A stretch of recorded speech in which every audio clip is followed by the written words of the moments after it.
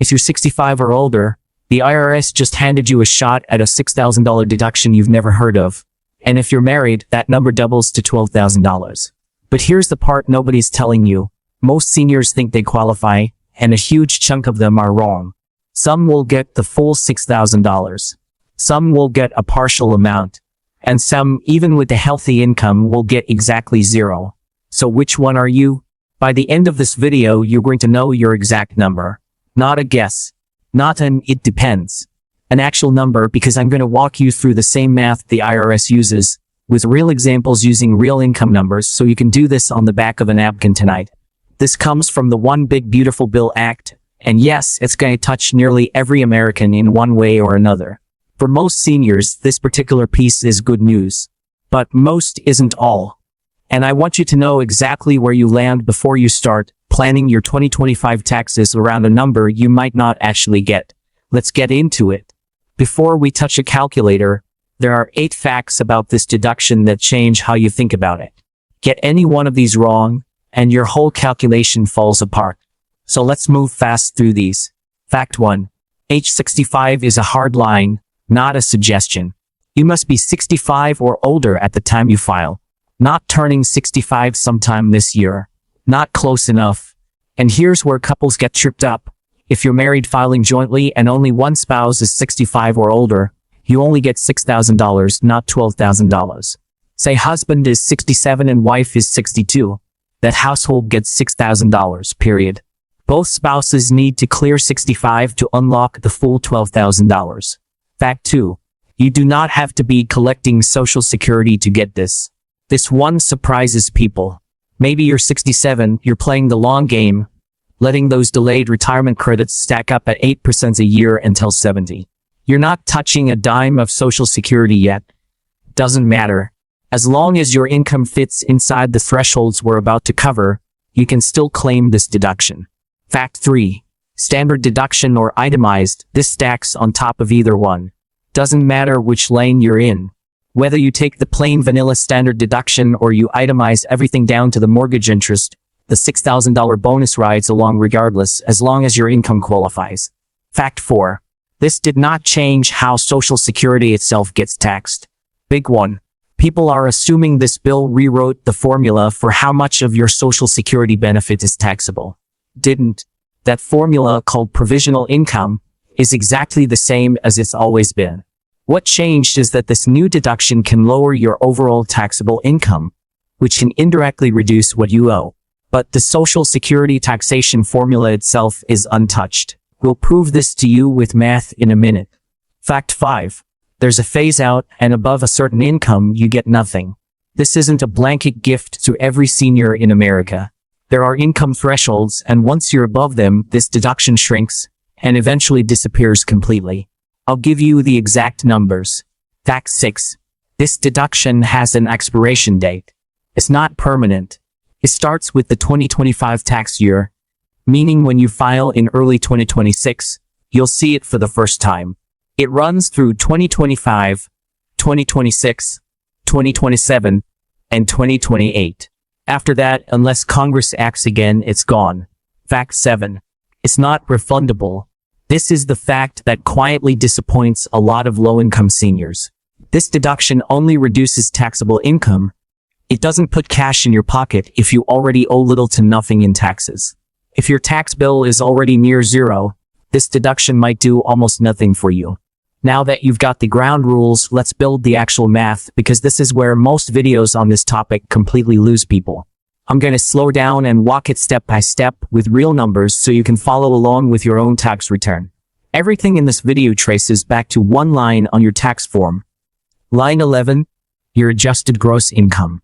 Here's the twist most people don't realize. When you first calculate this number, Social Security is not in it yet. Line 11 is built from everything else first. W-2 wages, taxable interest, ordinary dividends, the taxable portion of IRA distributions, pensions and annuities, capital gains, other income from Schedule 1, minus any adjustments on Schedule 1, line 26. Why does the order matter?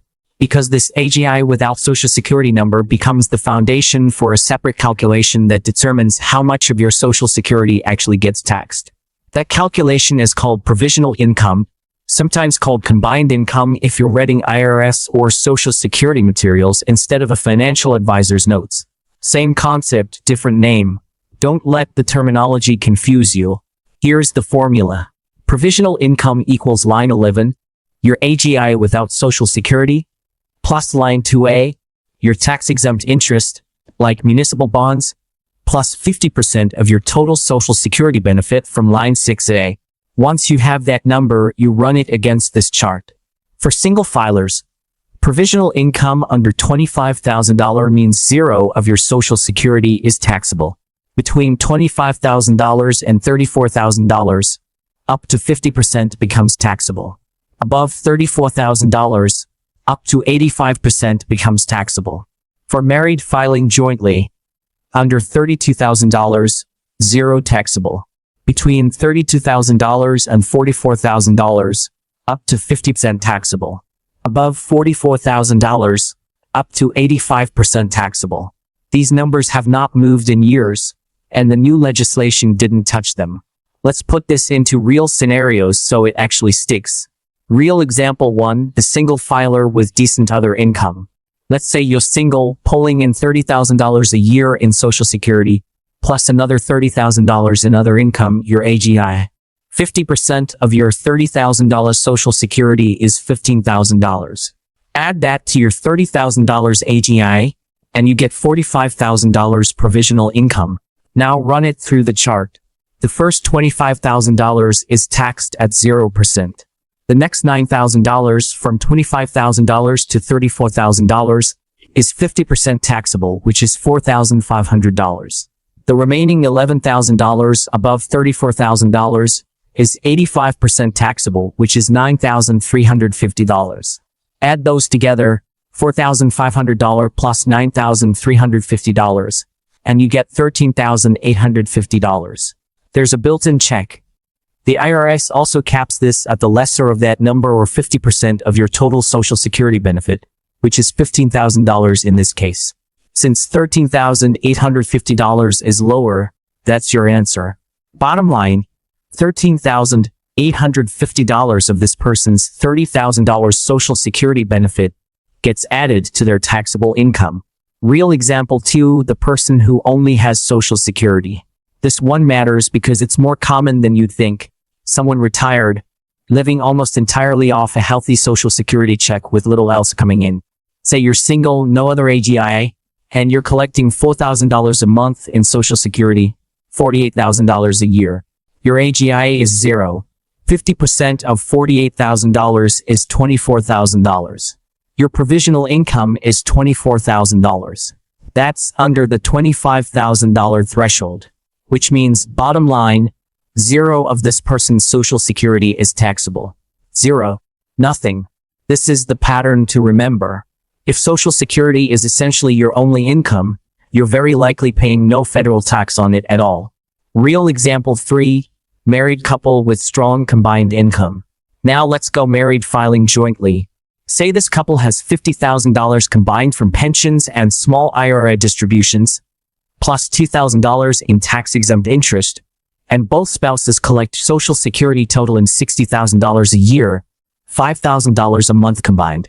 AGI plus tax-exempt interest is $52,000. 50% of $60,000 Social Security is $30,000.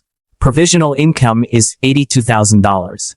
On the married chart, the first $32,000 is 0% taxable. The next $12,000, from $32,000 to $44,000, is 50% taxable, which is $6,000. The remaining $38,000, above $44,000, is 85% taxable, which is $32,300. Total, $6,000 plus $32,300 is $38,300. Check against the cap. 85% of the full $60,000 benefit is $51,000, which is higher, so it doesn't apply. The real number stands. Bottom line, $38,300 of their $60,000 Social Security benefit becomes taxable income. Real example 4, married couple, same Social Security, less other income. Same $60,000 combined Social Security, But now they only have a small $24,000 a year pension and no tax-exempt interest. AGIA is $24,000. 50% of $60,000 is $30,000. Provisional income is $54,000. On the married chart, the first $32,000 is 0% taxable. The next $12,000 is 50% taxable, which is $6,000. The remaining $10,000, from $44,000 to $54,000, is 85% taxable, which is $8,500. Total, $6,000 plus $8,500 is $14,500. Bottom line, $14,500 of their $60,000 Social Security is taxable. Nearly $24,000 less taxable income than the couple in example 3, purely because their other income was lower.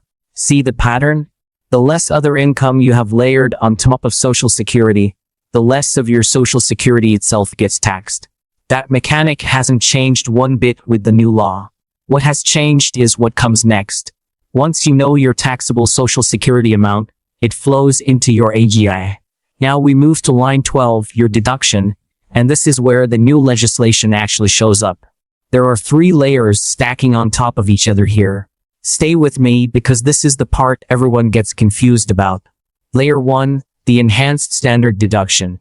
The original 2025 standard deduction numbers were already published before this bill passed. Single is $15,000. Married filing jointly is $30,000. Head of household is $22,500. The new legislation added a 5% boost on top of these. Single gets an extra $750, bringing it to $15,750. Married jointly gets an extra $1,500, bringing it to $31,500. Head of household gets a proportional bump too. Layer 2, the original age 65 extra deduction. This already existed, nothing new here. Single or head of household gets $2,000 per qualifying person. Married filing jointly gets $1,600 per spouse who is 65 or older. This has been around for years. The new bill didn't touch it. Layer 3, the new senior bonus, $6,000 per qualifying person. This is the headline number.